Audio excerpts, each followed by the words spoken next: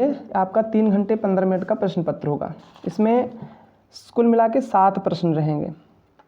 तो पहला प्रश्न जो होगा वो बहुविकल्पीय टाइप का होगा, जिसमें से विकल्प छांट करके आपको उत्तर लिखने रहेंगे। फिर दूसरा प्रश्न रहेगा वो भी 1 अंक का होगा, वो 1 अंक का होगा और उसमें भी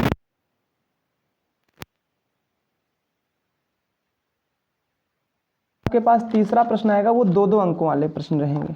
तीसरे प्रश्न में 3-3 अंक के प्रश्न रहेंगे, इस तरह के प्रश्न रहेंगे। उसके बाद में चौथा प्रश्न रहेगा, उसमें आपको भी 2-2 अंकों के ही प्रश्न मिलेंगे, 1 नंबर से थोड़े बड़े आंसर वाले क्वेश्चन आपको मिलेंगे। फिर 5वां प्रश्न आपका रहेगा, उसमें भी आपके 4-4 अंक वाले प्रश्न रहेंगे, ठीक है। उसमें 4-4 अंक के 3 प्रश्न रहेंगे, 3 नहीं बल्कि 4 प्रश्न आपको मिलेंगे 4-4 अंकों के। फिर 6वां प्रश्न जो आपका रहेगा उसमें भी आपके 4-4 अंकों वाले प्रश्न रहेंगे। और 7वें नंबर पे आपका जो प्रश्न होगा वो 6-6 अंकों का होगा और कोई 2 प्रश्न आपको उसमें करने होंगे। यानी कुल मिला के आपको 7 प्रश्न मुख्य रूप से रहेंगे, जिसमें 7 में खंड वाइज आपका डिवाइड रहेगा। कुल मिला के 3 घंटे 15 मिनट का आपका प्रश्न पत्र होगा। अब बात करते हैं हम कि कैसे आपको करना है। तो 3 घंटे 15 मिनट में आपको 15 मिनट जो मिलते हैं वो कापी पढ़ने के लिए, देखने के लिए, समझने के लिए मिलती है। और 15 मिनट ये वही आप उसमें अपने प्रश्न पत्र को आप पढ़ के प्रश्नों को समझ सकते हैं और उत्तरों को लिखने का अभ्यास कर सकते हैं। उसके बाद में आप लिखेंगे, पहले आप प्रश्नों को पढ़ना और प्रश्नों को समझना, उसके बाद आप लिखने की कोशिश करेंगे। तो ज़्यादा देर न करते आइए हम समझते हैं। ये मॉडल पेपर है, एक एक प्रश्न को आइए देखते चलते हैं। मैं पूरे प्रश्न पत्र को तो सॉल्व नहीं करवा पाऊँगा इस वीडियो के माध्यम से, 3 घंटे का पेपर होता है और आधे घंटे में और थोड़े से समय में ये संभव नहीं हो सकता। इसलिए मैं आपको तरीका बता सकता हूँ, आपको लगाने का क्वेश्चन का कैसे आप सॉल्व करेंगे तरीका मैं आपको बता दूंगा, और जो संभव होगा जिनके आंसर उसको मैं आपको लगाने की कोशिश करूंगा। आइए इसका पहला प्रश्न देखते हैं, जो बहुविकल्पीय है, सभी खंड कीजिए लिखा हुआ है और 4 इसमें प्रश्न है, उसमें से 4 ऑप्शन भी हैं और छांट करके आपको उसके आंसर लिखने हैं। जैसे 1 से 15 तक की सम संख्याओं का समांतर माध्य होगा, तो 1 से 15 तक की सम संख्याओं का समांतर माध्य, तो आप जानते हैं कि समांतर माध्य जो होता है उसका एक फार्मूला होता है सभी पदों का योग बटे पदों की संख्या, यानी सभी पदों का योग बटा पदों की संख्या। ये समांतर माध्य का फार्मूला है। समांतर माध्य बराबर पदों का योग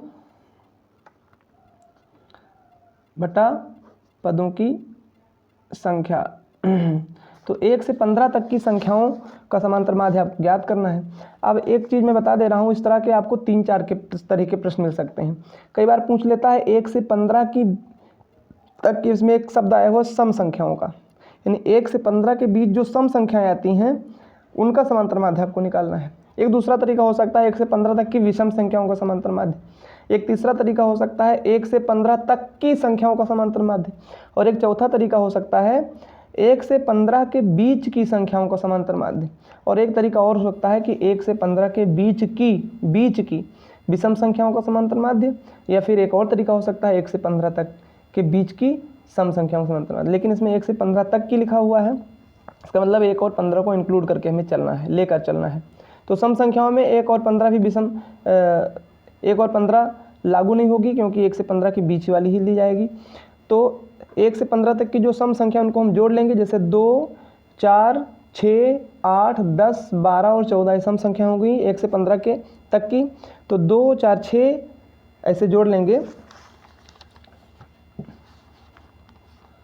2, 4, 6, 8, 10, 12, 14 बटा टोटल नंबर ऑफ टर्म 1, 2, 3, 4, 5, 6, 7। इन सबको जोड़ते हैं, 4, 2, 6, 6, 12, 8, 20, 10, 30, 12, 42, 14, 56 और टोटल नंबर ऑफ टर्म हमने गिने से 7। तो 56 बटा 7, यानी 56 को 7 से डिवाइड करेंगे तो इसका आंसर आ जाएगा 8। इस तरह से 8 इसका आंसर हो जाएगा। इसमें से विकल्प नंबर दूसरा सही है। अब आगे बढ़ते हैं। साइन ए बराबर 4/5, तो tan ए का मान ज्ञात करना है। इसमें भी इस तरह का क्वेश्चन देख सकते हैं, किसी एक त्रिकोणमितीय अनुपात की वैल्यू आपको दे देंगे और कोई दूसरा पूछ लेंगे। तो इसमें एक ट्रिक बड़े फायदेमंद होती है, उस ट्रिक है लाल बटे कक्का। एक फार्मूला है लाल बटा कक्का। तो साइन थीटा बराबर होता है लंब बटा कर्ण, कॉस थीटा बराबर होता है आधार बटा कर्ण और tan थीटा बराबर होता है लंब बटा आधार। ये 3 फार्मूले हो गए। अब दिया गया है साइन ए बराबर 4/5, तो tan ए का मान ज्ञात कीजिए। तो साइन ए बराबर अगर 4/5 है तो ये हो जाएगा साइन ए बराबर 4/5। फार्मूला से हमें पता है कि लंब बटा कर्ण होता है, तो लंब हो जाएगा 4 और कर्ण हो जाएगा 5। अब लंब और कर्ण हो गया, बचा हमें आधार निकालना। तो आधार बराबर हो जाएगा, आधार का फार्मूला है लंब का स्क्वायर, सॉरी कर्ण का स्क्वायर माइनस लंब का स्क्वायर। तो कर्ण है 5 का स्क्वायर माइनस, इसमें अंडर रूट लगा के लिखेंगे, 5 का स्क्वायर माइनस 4 का स्क्वायर। तो 50 25, 4 चौक 16, 25 में से 16 निकलेगा तो 9 बचेगा, 9 का वर्गमूल 3 होगा। तो इसका आधार आ गया 3। तो अब हम पूछा गया है tan ए का मान ज्ञात करना है, तो tan ए बराबर होता है लंब बटा आधार। तो tan ए बराबर हो जाएगा लंब बटा आधार। तो लंब 4 है जैसा कि प्रश्न में दिया गया है, और आधार अभी हमने ज्ञात किया है 4/3। यही इसका सही जवाब हो जाएगा। तो सही जवाब इसमें से तीसरा है 4/3। इस तरह से इसको हम सॉल्व करेंगे। यदि समीकरण 2x³ - 8x + c के मूल बराबर हों तो c का मान ज्ञात करना है। तो इसके मूल बराबर हैं, तो आप जानते हैं कि अगर मूल बराबर होते हैं तो अगर मूल बराबर हैं तो उसके जो विविक्तकर होते हैं वो b² - 4ac वो 0 के बराबर होता है, उसका विविक्तकर 0 होता है। तो हम इसको ऐसे लेंगे, पहले हमारा जो समीकरण दिया गया है उसको लिख लेंगे।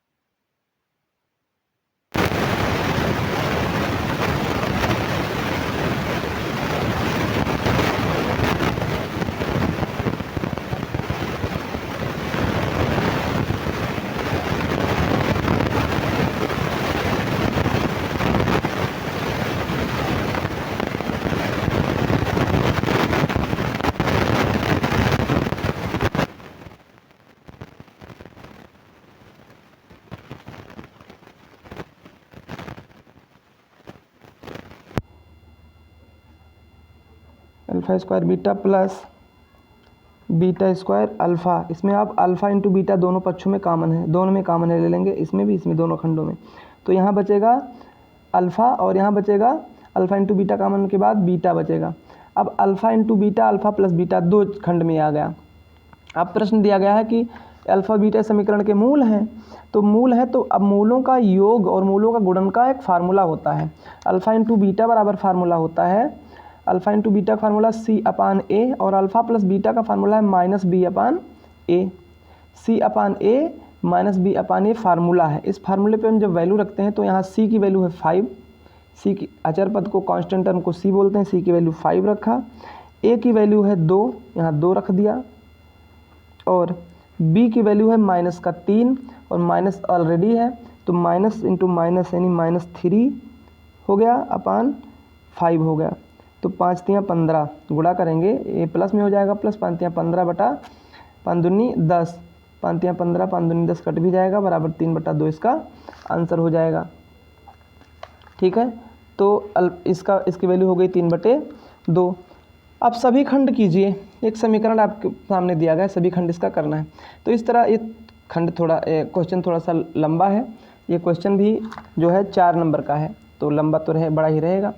तो इसके लिए क्या करेंगे, समीकरण जो दिए गए हैं इसको हम इसके ब्रैकेट को ऑफ कर लेंगे, या फिर कोई निश्चित वैल्यू हम मान लेंगे। निश्चित वैल्यू मानने से भी नहीं लग पाएगा, इसको हम इसको तोड़ लेंगे। इसका तोड़ने के बाद में छोटा हो जाएगा, उसके बाद में हम चाहे गुणनखंड विधि से चाहे सूत्र विधि से कोई विधि जो हमें उचित लगेगी छोटा करने के बाद उस विधि से हम इस सवाल को सरल कर लेंगे।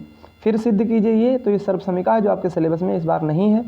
फिर निम्नलिखित सारणी बारहबंता सारणी से विचलन विधि द्वारा समांतर माध्य ज्ञात करना है।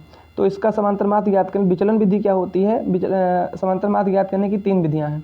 एक है प्रत्यक्ष विधि, एक है पग विचलन विधि जिसको विचलन विधि बोलते हैं, और एक है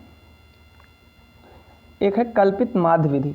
तो 3 विधियां आपके पास हैं। तो इसमें विचलन विधि होती है, इसमें हम क्या करते हैं, सबसे पहले इसका मध्यमान तो ज्ञात करेंगे, उसके बाद में कल्पित माध्य के लिए हम किसी मान को हम कल्पित माध्य मानेंगे, उसके बाद में पग विचलन लेंगे, यानी जो फार्मूला लगाएंगे और उस फार्मूले से हम इसको सॉल्व कर सकते हैं। तो उसके लिए हमें डिफरेंस मीन ज्ञात करना होगा, डी ज्ञात करना होगा, फिर एच ज्ञात करना होगा, फिर यू ज्ञात करना होगा, और इस तरह से हम यू बराबर होता है यक्स माइनस ए अपान एच। इस तरह से हम पग विचलन विधि से इसको लगा सकते हैं। और फार्मूला पग विचलन का मैं लिख देता हूँ, होता है समांतर माध्य बराबर A plus sigma F I U I upon sigma F. इस फार्मूले से आप लगाएंगे तो पग विचलन विधि का लग जाएगा ये। अब अगला प्रश्न है जो कि 30% सिलेबस में कटा हुआ है, इसको नहीं देखेंगे।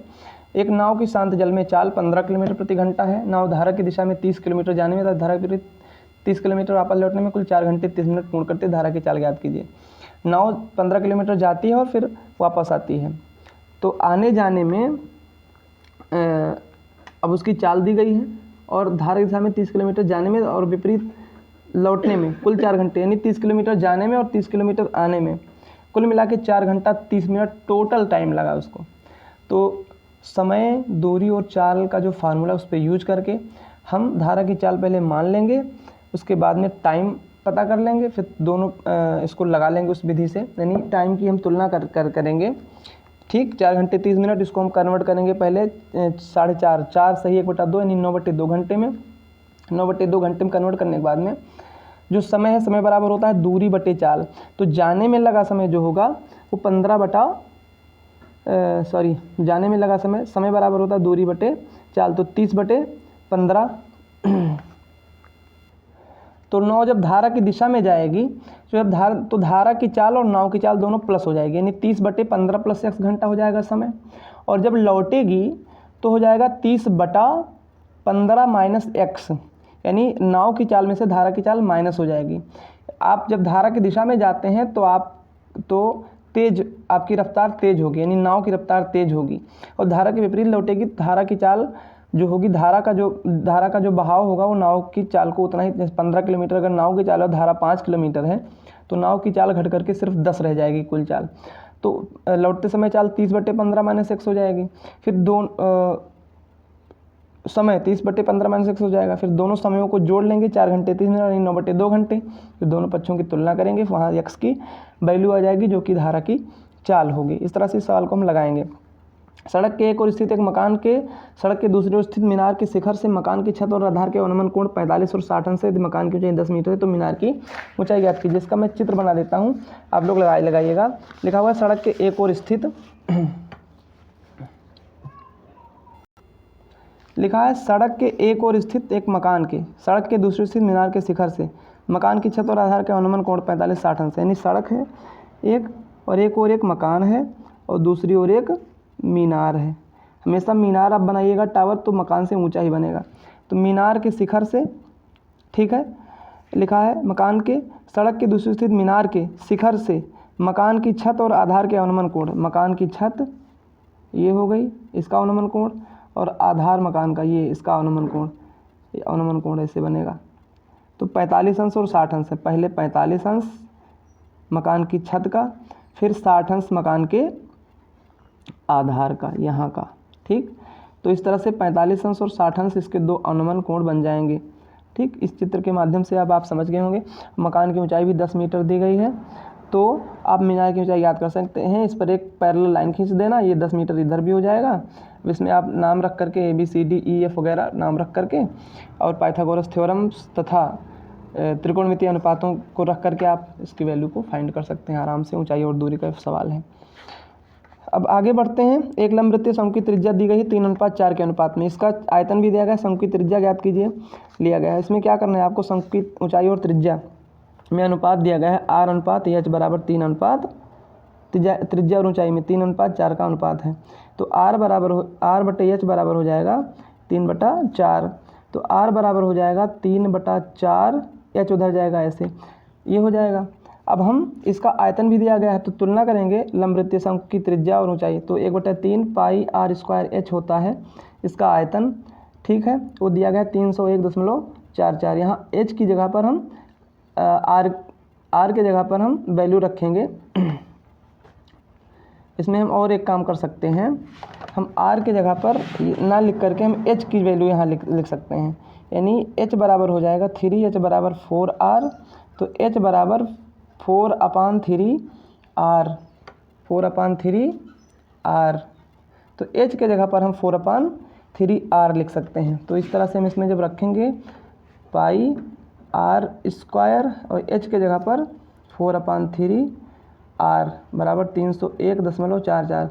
अब यहाँ वैल्यू हम रखेंगे R की, वैल्यू तो रख दिया है। अब इसको हम सरल करेंगे तो R³ बराबर कुछ आएगा, उसका हम घनमूल निकाल लेंगे और वैल्यू शायद 6 सेंटीमीटर आना चाहिए इसका आंसर। शंकु की त्रिज्या 6 सेंटीमीटर आएगी। पाई की वैल्यू भी 3.14 रखिएगा, तभी आंसर इसका आ पाएगा। अब ये हो गया। 2 अंकों से बनी एक संख्या, उसके अंकों को उलटने से बनी संख्या का योगफल 66 है। संख्या के अंकों का अंतर दो तो संख्या ज्ञात कीजिए। इसमें क्या करना है, संख्या के दाहिने का अंक x तथा संख्या के इकाई का अंक y मान लेना है। तो अंकों को उलटने से बनी संख्या का योगफल 66 है। यदि संख्या के अंकों का अंतर दो है तो संख्या ज्ञात कीजिए। इसमें क्या करना है, संख्या के दहाई का अंक x तथा इकाई का अंक y मान लेना है। तो संख्या हो जाएगी 10x + y, संख्या हो जाएगी 10x + y। फिर संख्या के अंकों को अगर उलट देते हैं तो 10y + x हो जाएगा।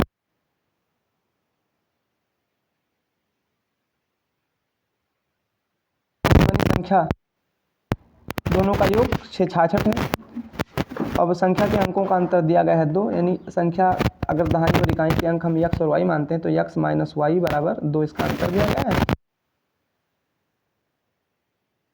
अंकों को उलटेंगे तो 10y + x ये बराबर 66 है। तो 10 से 11x + 11y बराबर 66। 11 से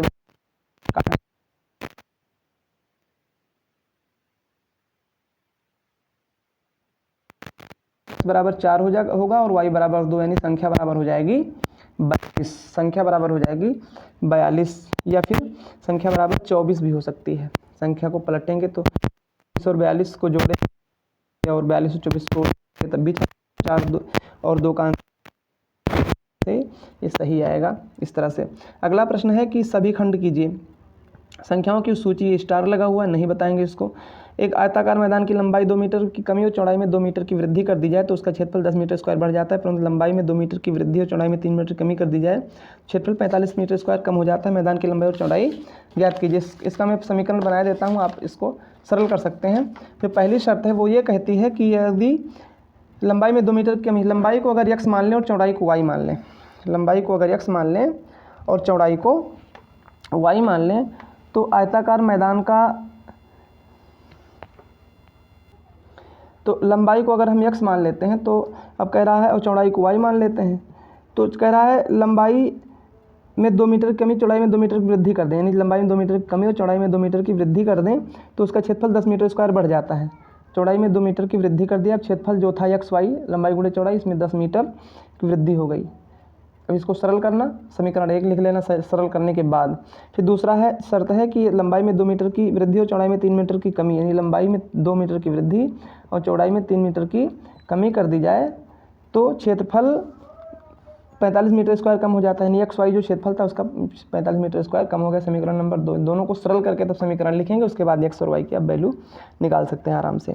फिर 5 सेंटीमीटर, 5.5 और 6 सेंटीमीटर भुजाओं वाले एक त्रिभुज की रचना करनी है। फिर इसके समरूप एक अन्य त्रिभुज की रचना करनी है जिसकी भुजाएं पहले त्रिभुज की संगत भुजाओं की 2/3 गुनी और रचना के पद भी लिखने हैं। क्या करना है आपको, एक त्रिभुज बनाना है 5, 5.5 और 6 सेंटीमीटर वाला, यानी एक 5 सेंटीमीटर बना देना भुजा, एक 5.5 लंगड़ा प्रकार से आप बनाएंगे चाप आप लगा करके, एक 6 सेंटीमीटर। फिर क्या करना है आपको, एक त्रिभुज इस तरह से बनाना है कि इसकी भुजा इस त्रिभुज की 2/3 गुनी हो। तो आप क्या करेंगे, सबसे पहले किसी एक भुजा से न्यूनकोण बनाती किरण खींच देंगे ऐसे। फिर 2/3 में कौन बड़ा है, 3 बड़ा है, तो आप 3 चाप लगा देंगे ऐसे। फिर इसका नाम भी कुछ रख देंगे चाप का। फिर इसको अंतिम चाप को यहाँ, अब हमें बनाना है 2/3, तो अंतिम चाप को ऐसे मिला देंगे। फिर 2 यहाँ लिखा हुआ है, फिर इसको इसके समांतर एक रेखा यहाँ से खींचनी, यानी जितने कोण डिग्री कोण है उतने डिग्री कोण बनाती एक रेखा खींच देंगे यहाँ। फिर यहाँ पे काटेगा, फिर इस एंगल के बराबर यहाँ पर एक एंगल बना देंगे, या फिर इसके समांतर जो रेखा है इसके समांतर यहाँ से भी एक रेखा खींच देंगे। अब इस प्रकार एक त्रिभुज ये बन गया, ये वाला नया, जो कि पहले दिए गए त्रिभुज ABC मान लीजिए है, तो ये इसका नाम रख देंगे A', BC', इसके समरूप है। और रचना के पद जो मैंने बोला है वही आपको रचना के पद लिख देना है कि एक त्रिभुज ABC बनाया, फिर न्यूनकोण बनाती किरण खींचा, फिर मिलाया, समांतर रेखा खींची, फिर इसको यहाँ समांतर रेखा खींची, फिर कहाँ काटते हैं A', C', आप जो भी अपने हिसाब से लिख सकते हैं इसके आंसर को। फिर उसके बाद में 5 सेंटीमीटर त्रिज्या के वृत्त पर ऐसी 2 स्पर्श रेखाएं खींचे जो परस्पर 60 अंश के कोण पर झुकी हूँ, रचना के पद लिखने हैं। यानी एक आपको क्या करना है, 5 सेंटीमीटर त्रिज्या का पहले वृत्त, पहले 5 सेंटीमीटर ले लेना है लंगड़ा प्रकार में त्रिज्या, और एक वृत्त खींच देना है ऐसे 5 सेंटीमीटर त्रिज्या लेकर के। फिर 2 स्पर्श रेखाएं खींचनी परस्पर 60 अंश के कोण पर झुकी हो। तो सबसे पहले आप क्या करना है, 60 अंश के कोण पर झुकाव इसका होना चाहिए। तो सबसे पहले आपको यहाँ पर 60 अंश का झुकाव यहाँ पर तो होगा इसका, यहाँ पर, तो यहाँ पर इसके केंद्र पर कोण बनेगा 120 डिग्री का, क्योंकि ये दोनों मिला करके 180 होना चाहिए। तो ये कोण केंद्र का पहले ही पता चल गया 120 डिग्री। तो आप कोई एक काम करेंगे, यहाँ पर आप 120 डिग्री का कोण आपको बनाना है केंद्र पर दोनों मिला करके। आप कहीं से भी एक त्रिज्या ऐसे तिरछी डाल देंगे, ऐसे त्रिज्या डाल देंगे। उसके बाद में यहाँ पर आप 120 डिग्री का कोण बनाते हुए किरण खींच देंगे, यहाँ मिलेगी जा करके। फिर ये स्वतः ये बन जाएगा